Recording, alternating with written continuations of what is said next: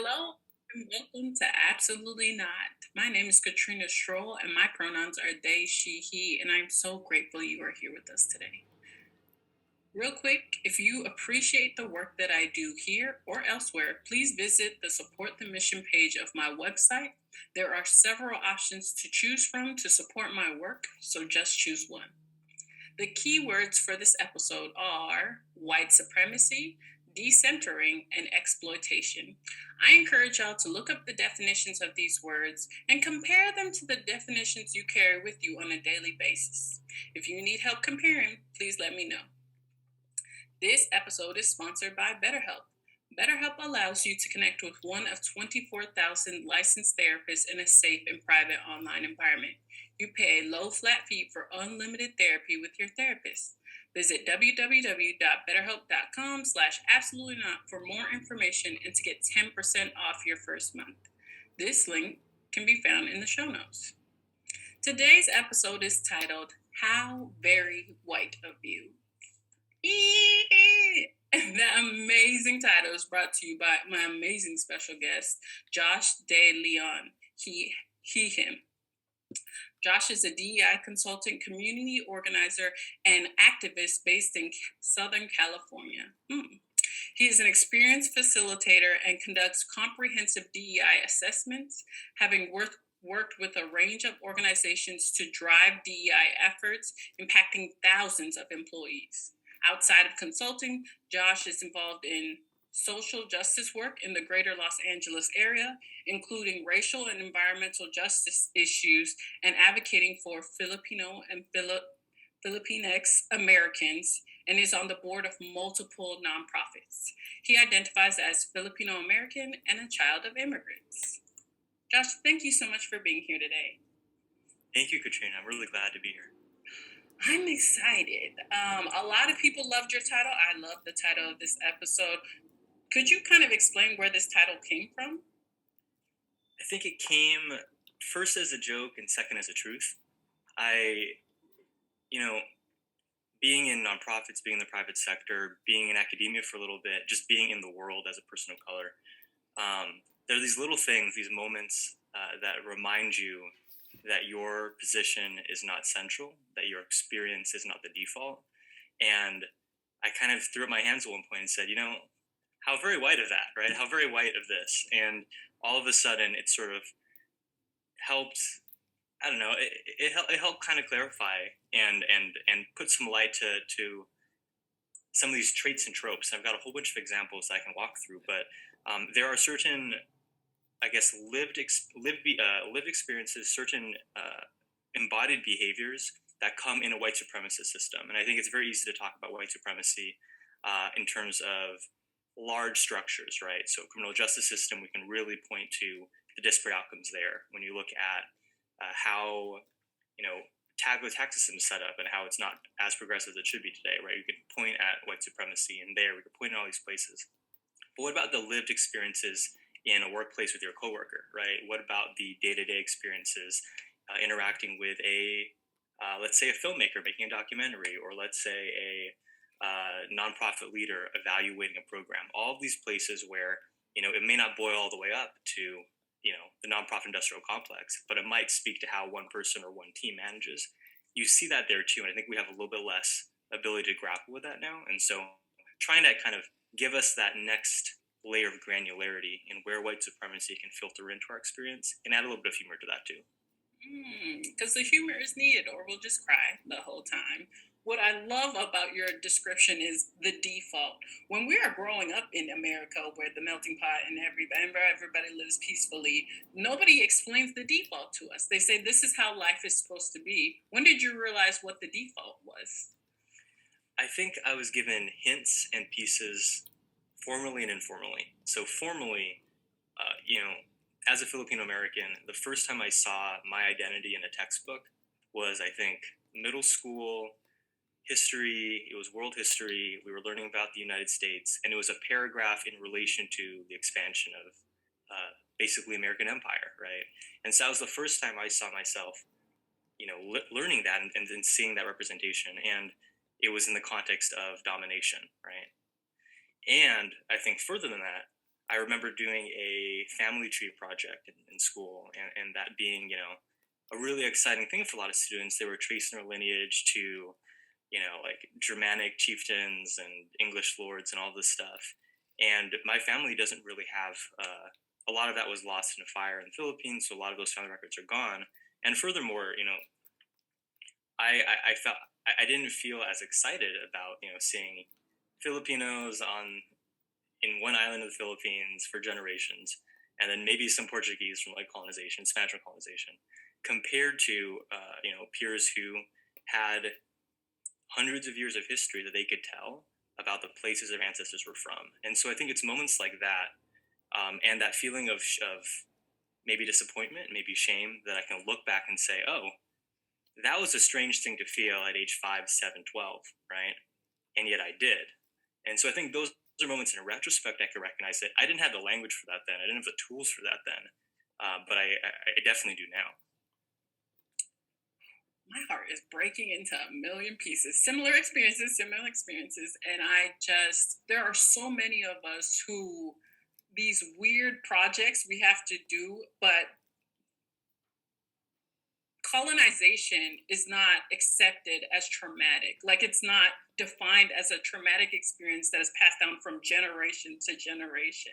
We have lost so much to just the mass genocide of indigenous peoples and the whitewashing of history that it's insane and it just keeps passing down. And the feelings and emotions that you just expressed from even a childhood, like if that ain't trauma, baby, the fact that you can picture that clearly in your brain that happened, when did you, or at what point in your life did you say those are not mine to carry on to? Like that definitely the responsibility of those emotions belongs elsewhere. I think in a way I'm still learning and unlearning that, right? I think I can point to some moments I think in college when when I actually learned the word intergenerational trauma. I think that was incredibly powerful because I could finally name it, right? And the act of naming that gave me the ability to create a little bit of kind of like distance, I guess, a little bit of distance between where I can intellectualize and process it. And I tend to be a very like process thinker, systems thinker. So that helped me because I can say, oh, okay, these raw emotional responses that are valid have a historical reason behind them, have a legacy behind them. Finally, I can put name to this in a way that wasn't localized to me, but was really shared in community, right? And it is in that act of community care that I felt much more empowered. But even though I had that mental kind of framework to approach it, that still takes time, right? It still takes time to inculcate and practice and maintain. And so I don't think I've like mastered it now, but I definitely having the language, having the tools, and having people in community who are willing to talk about, share about, and struggle through the same things. That's made a big difference compared to I think the very unformed but visceral responses that I had as a kid, where I didn't have the tool set, didn't have the language, and I didn't have the peers to be able to look at this and say this is wrong and it's not my fault. And it is insane that those tools are not available with everything that has happened in history. It's just like, no, y'all are good. Like you should be fine. You should be able to learn about this history from our perspective and lose your perspective and assimilate nonetheless. Have Was there ever a time in your life where you didn't want your identity anymore? There was a time in my life where I was like, well, I'll just learn it this way and like leave Samoan heritage here or leave blackness here and try to assimilate. Have you ever felt that at all? Absolutely. I think one of the ones that is kind of sad in retrospect. I was a really prolific kind of like short stories and poems. I liked writing a lot as a kid, and I realized I would write stories about anthropomorphic animals. I would do stories about talking whatever when I was little. But as I got older and I started to write stories with people in them, they were never people who looked like me, and or the love interests were never people who looked like me. And so what I realized was that in these kind of fantasy stories and these projections of my imagination, I was displacing myself. I was displacing my own visage. I was displacing my own identity and replacing it with something that I thought fit in better. So this is me probably like 13 or 14, doing otherwise very well written short story pieces, but but not putting myself in those worlds. And so I think that's probably one really clear example of me doing that act of eliding, I guess, my experience and my identity because I didn't have the validation or the willingness to grapple with the feeling that that wasn't as worthwhile. Man, this is. Oh, I guess I'm not healed all the way. I mean, I know that. I know that already. But yeah, there's so much healing that has to be done when you are expected to reflect people who are centered in all spaces, in every space, in the media, in writing, in fantasy worlds, in the love interest world. It is wild. When was the last time you had to tell someone, or when was the last time somebody projected that onto you? Like, hey, fit in, assimilate. Why are you not doing that? Why are you holding on to who you are? Mm. I think I have a fun example and then maybe a more serious one. The fun example is just the first time I moved and worked in Washington D.C. and I had my like floral button-up shirts. I had my, I came in and people were like, "Are you from California?" And they knew nothing else about me, and they asked me that. And so I enjoyed kind of, uh, you know, bringing that visibility as someone who's just not from this space, from this, Brooks Brothers suits and nonprofit and government kind of almost antiseptic kind of space. But I guess on a more serious example, uh, coming into academic spaces, going to university and being in discussions and realizing how little using lived experience meant in discussion or debate, right? And so if I was in a class on international relations and we were talking about, as an example, let's talk about like American foreign policy. If I were to talk about the experience that I had growing up in Long Beach, California, in SoCal, which has a really large refugee population from Cambodia and from Vietnam and from other places that were impacted by the American war in Southeast Asia. If I brought just that, but didn't bring with it some of the like intellectual theory underpinning geopolitical decisions, it was like it was like I was derailing, right? It was like, oh, you're bringing in these very like emotional, these very like experiential things, but this is an academic environment. This is a like we're grappling with like you know big important questions, with scare quotes, right? And I think that's something where realizing that, and academia is often in many cases a very white infused space, right? That lived experience is deprioritized in a white supremacist context, and so I think that like seeing that response or that reaction, and then I guess in a way I kind of learned because I got really good at engaging in that same game, right? And so I can come back with the same sort of theory and philosophy and data and argumentation, and I can and like have the ability to code switch in such a way to really fit into these business or academic or nonprofit or political spaces and be effective in that. And that was a learned and reactive behavior in response to a space that wasn't taking that default that I was bringing, and needed me to be able to bring that plus all these other things to have validation and validity and argumentation in that same space. I have so many. Okay, one, thank you so much for bringing that to the table because, as many of us know, one of the characteristics of white supremacy culture is worship of the written word. Like lived experience lives nowhere. That doesn't mean shit to us. And it's so very strange, but you see it often, just like, well, those emotions could not be valid because it's not written in a book that black people experience detriment to their mental health because of racism. Like it's not written anywhere, so it could not be true.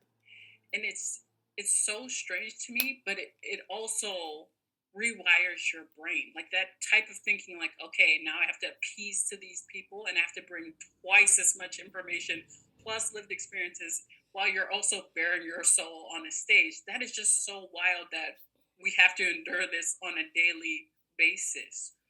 What so thank you so much for bringing that here. But for the people that are enduring that and may not be in a space where they're able to articulate that calmly, because maybe I have been in spaces where I have not been able to articulate it calmly. What are some of the things that you say when you're in those spaces? What have you been able to like get out as quickly as possible to recompose? Absolutely. There's a lot of little conversational tools if someone's saying something first, one reaction that I like is simply, "What do you mean by that?"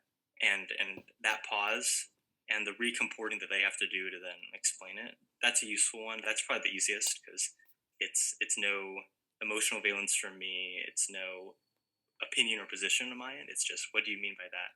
So that's one way. Um, Another is,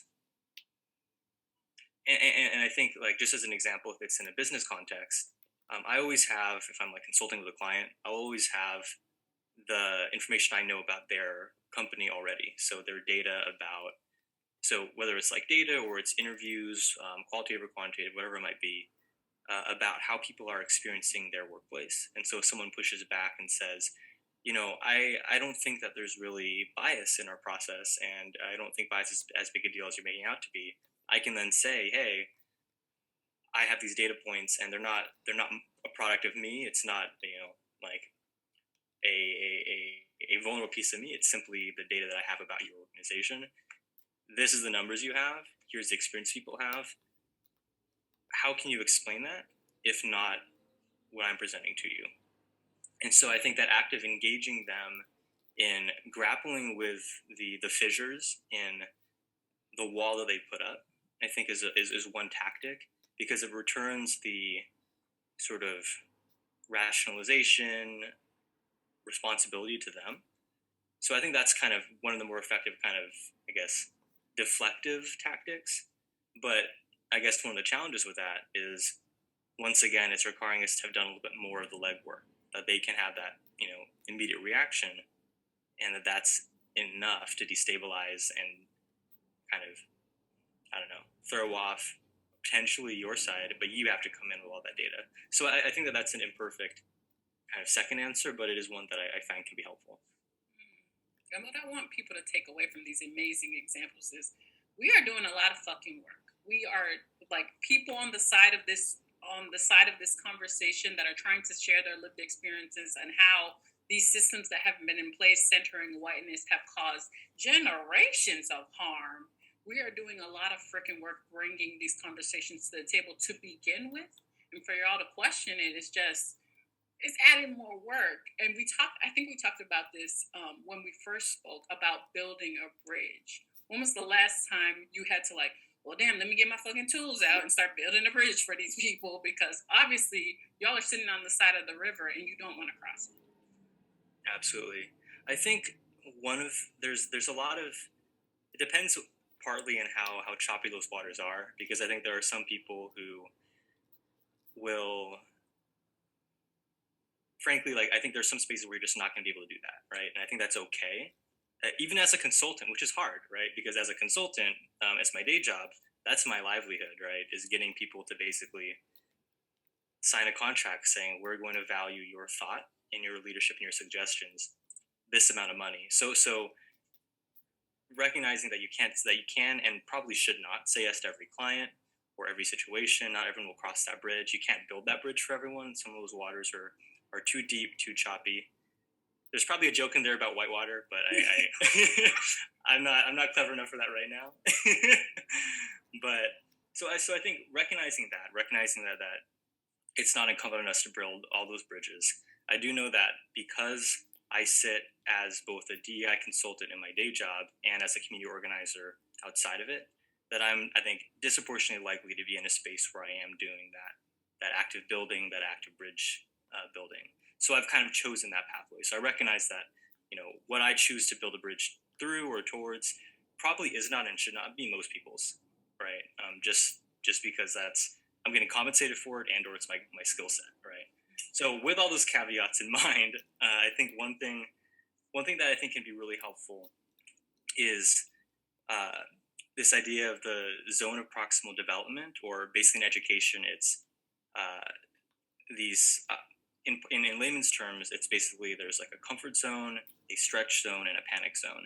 And I think that doing that quick triage with someone you're working with or trying to educate or trying to support, is getting that quick sense of, where is that quote unquote panic zone? Where is that edge of their proximal development where they're not actually going to be able, not only will they not be able to learn, but they'll also have a visceral defensive reaction. So when you see a lot of the reactions around critical race theory, for example, you see a lot of the reactions at uh, school board meetings, like that emotion, that really like virulent, charged emotion, that's someone getting pushed beyond what they have the scaffolding to process, and they're greeting that with the full force of their confusion and their pain. And it's a problematic pain. It's a pain that's been projected onto the wrong folks, but it's a real thing that they're feeling, right? And so I think that quick triage to figure out,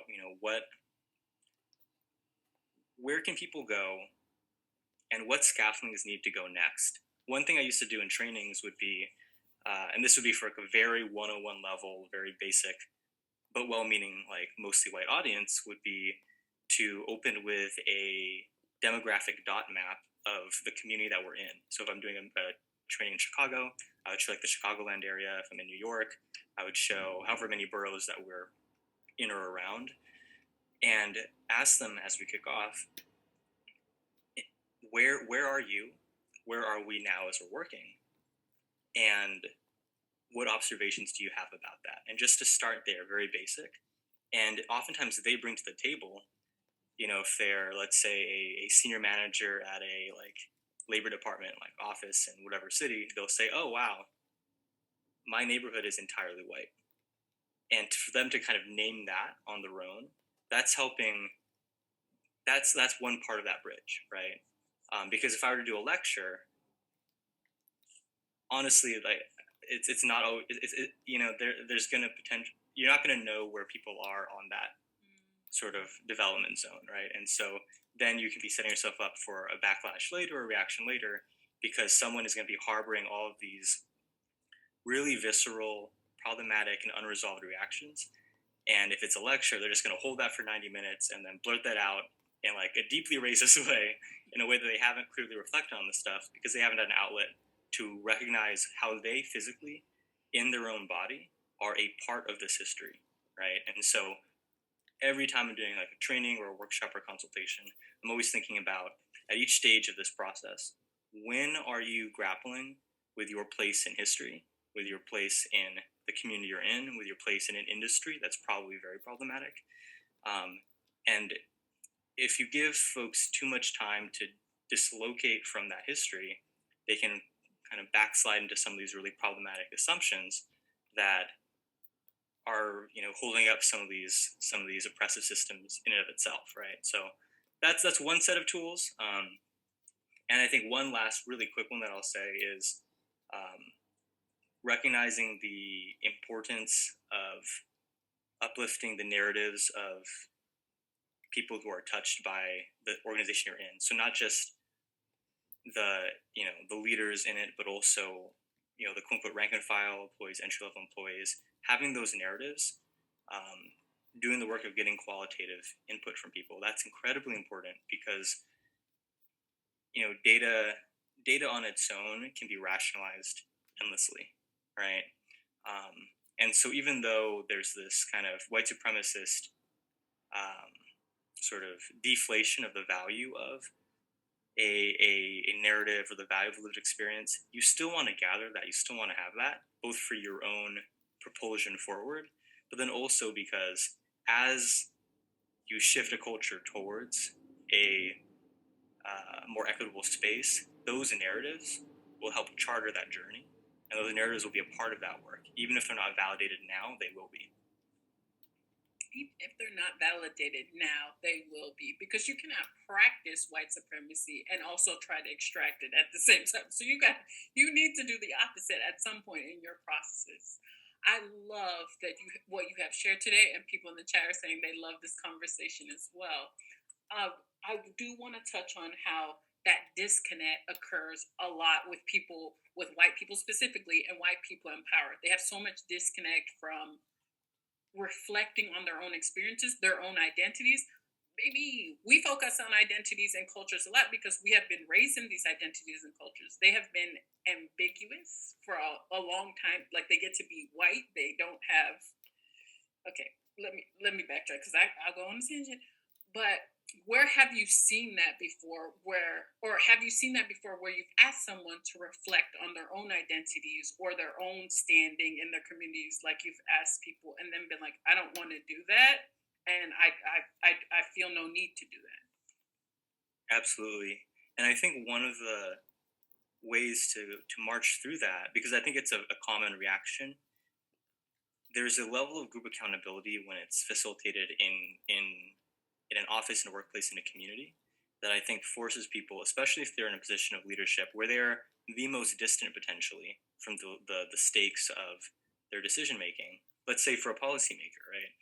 If there's a person who's working in a think tank at an executive level, it is quite probable that they are making 3 or 4 times the salary of their entry level employees, that they are not doing field research or field action anymore, that they're not actually physically on the front lines of, if they're say environmental policy, they're not actually at a pipeline, they're not actually at an impacted community, they're not actually at a gas spewing or smoke spewing factory, right? They're not actually in there. They're heavily in fundraising or project management or allocating grant, like all these things that are distant.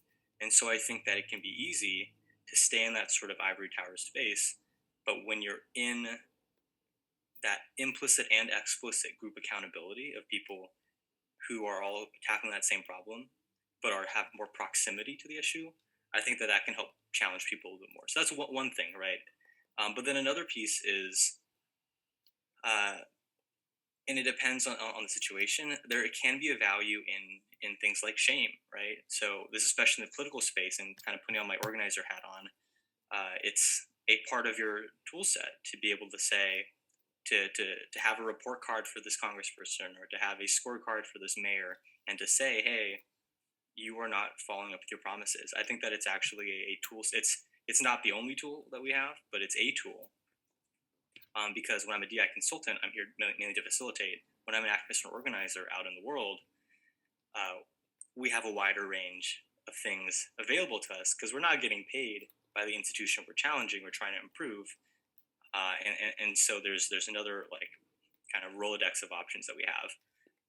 So there's a little bit of that triage that I mentioned earlier, right, where there will be those who are not going to get there, even when confronted with deeply felt lived experiences, even confronted with powerful and unambiguous data, even when confronted with a generation of best practices. Because the reality is, most DEI efforts, we have lots of research behind them. Most public policy that's more equitable, we have lots of research behind them. We don't actually need to, do a massive dissertation to figure out what are like 10 things you could do about climate change and 10 things you can do about racial justice in the workplace. We already know how to do that.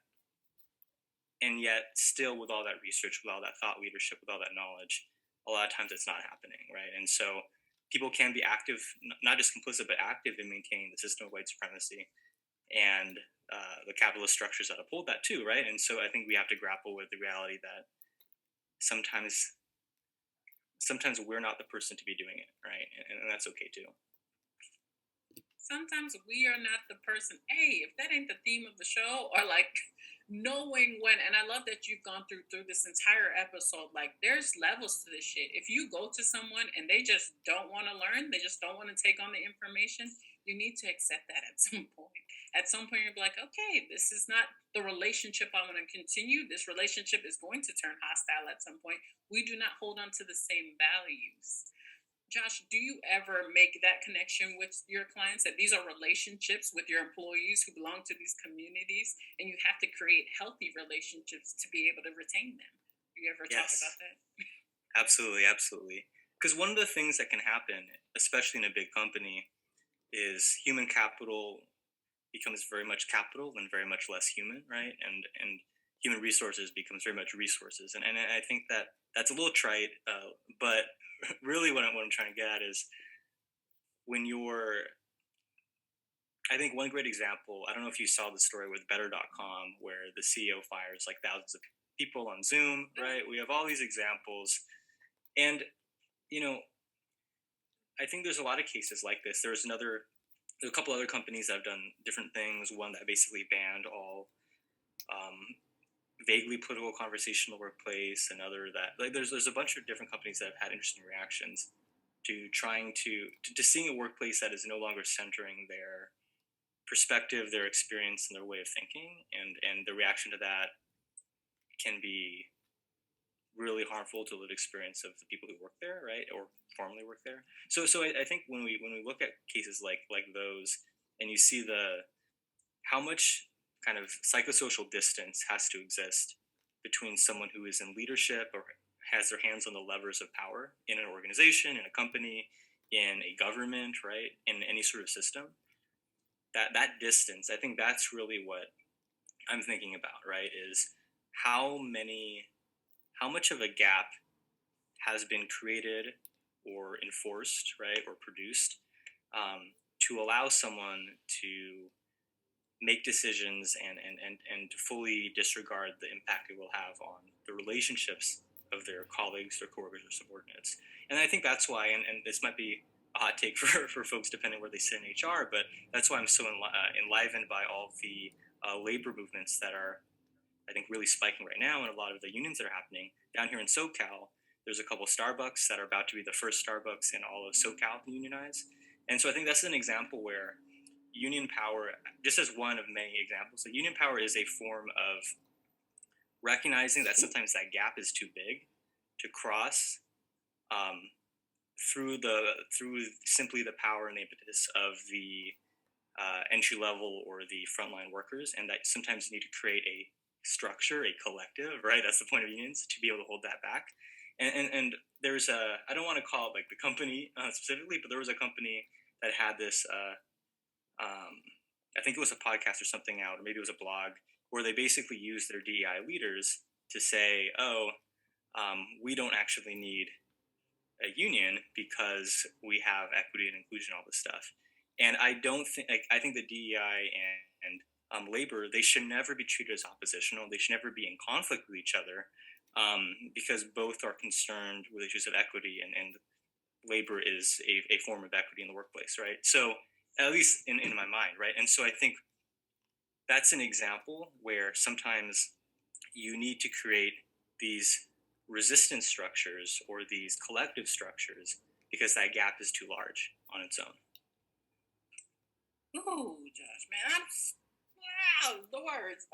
The first thing that came to mind was like opposition cannot equal healthy. So if at some point we are at opposition in this relationship, how are we gonna be healthy? Like, how are we? How am I going to feel whole here or safe enough to be my authentic self in this workplace environment if we are at opposition at every single thing I need to survive my living way? We can't be. Thank you so much for talking about how we need to assess the distance, we need to assess the waters, we need to assess if we even have the tools to build a bridge, because if y'all are not building with me, how are we going to build this bridge? For the people that are listening to this episode and are going to go into their offices tomorrow or their workplaces and say, you know what, I've been building this bridge by myself, y'all need to start bringing tools. What would be the top three tips you would share with them about having those conversations? Absolutely. I think one tip would be to have your community or your allies or your confidants in place, right? Because whether the conversation is going to go great or terribly or anything in between, you want your community there for the best and the worst of that, right? So I think number one, having that group in mind, and also because I think there's a level of maybe polishing or honing or sharpening that you can do when you have those allies. So never go it alone when it comes to this work. And they'll also be the people who can defend you if you get the blowback that is unfair but possible in a space that is resistant to change. So that's one. Number two, uh, have a have a sense of the behind the scenes culture and incentives of the organizational system you're in. So what I mean by that is, if you're at a nonprofit, you can check the tax forms. Those are all public, right? You can see who's funding. You can see the salaries of your leaders, all that stuff. You should look at that, right? You should say, all right, this organization that is dedicated to this mission, they're heavily funded by X, Y, and Z group. here are probably some of the prevailing, or here's it on the board, right? Like, what are these spaces that I think, as a day to day employee, we might only see our manager or a direct report, or direct supervisor, a couple team members, maybe, right? But if we don't have that sort of understanding of the dollars at play and the structures and the names at play who are really uplifting or upholding what they're doing already, I think that we can miss out on stuff. So, for example, there might be some battles you can't win if three of the board members and all the top funders are focusing on this thing. But then there also might be unexpected bedfellows, right? And so I think knowing those structures, incentives, financially, clout wise, all those things, having that kind of understanding. And then I think the last one, and there's probably go on. We probably could go on together and do 10 more. But I think the last one that I would say is giving yourself a sense of grace and of space in this. Grace because, as you mentioned, I think really powerfully, Katrina, a lot of the folks who might be feeling like they're an island, even if we make it from an island to an archipelago, like that's still not, that we're still surrounded by a lot of choppy waters. And I think that one of the challenges that can happen is that we feel like we have to save and serve everyone like us at the workplace in one fell swoop, and we probably can't. Maybe we can if we do really well, but it's okay if we don't. And then for the space part, um, I think there's a lot of imagination and a lot of creativity that comes with giving ourselves pause, breath, distance, space, physically, mentally, whatever else. And so, uh, like, sitting on something for 10 hours straight might not actually get you there. And, booking 5 consecutive meetings with every single leader to try and get them to agree with you can have that really extractive and sapping effect for you, right? But then recognizing that space is a part of change, right? And that having healthy distance and to be able to close that gap of your own accord, I think those are the kinds of things that will help us sustain in this work, right? Because if we're not being sustained in this work, it's a flash in the pan, but there's no fire. So that's, yeah, grace and space, I think I would close with for now. Oh, a younger version of myself desperately needed to hear that because I be in workplaces and be like, why are y'all not shouting with me? Like shout with me. And you can't wake people that don't want to be awoke. That they don't want to they don't want to yell. They're trying to pay bills and stuff. So me tearing myself down or like working myself to the bone in an organization that clearly was not a best fit for me just to kind of save other people, that was detrimental. It does nothing. It does nothing. Thank you so much for giving us that because a lot of us needed to hear it. Before we go, are there any last minute sprinkles that you'd like to share? Yeah, thank you again for having me in the space. I'm really grateful for it, and I hope that whoever's listening now or later gets a little bit something out of it. Even one thing will validate it and make it worthwhile for me. So I appreciate that. I think in my day job, as I mentioned, I'm a diversity, equity, inclusion consultant, and so if people work for organizations where that might be of interest, I think in the show notes my LinkedIn will be there. Feel free to reach out. But then also outside of this, as mentioned, I work in community organizing, and one of the groups I work with is a nonprofit called Rising Organizers that does it is a nonprofit, but it does community organizing training, particularly for individuals, organizations. So if you have a constituency group that has a lot of activists but not a lot of organizers, if you have a nonprofit that's trying to serve a community and wants to empower them with tools, that's another space where I can offer to people who might find that valuable. And so again, they can reach out the same pathway, and I'm happy to help people with that. Hey, I love it. And so many people in the chat are saying this has been fantastic. Thank you so much for your time and thoughts and advice. And I will say the same. I just want to close out this space with saying you don't have to build bridges for people that are trying to tear them down, trying to burn them down, try to center not lived experiences. Ooh, somebody said it right there. Way more than one thing was taken away from this, and this is so valuable. You are so valuable, and you don't need to put in time and work into people who are not willing to do the same. So thank you so much, Josh, for sharing that here. um we will see y'all next time. Until then, keep saying absolutely not to everything unaligned and keep setting those boundaries. See you next time. Bye.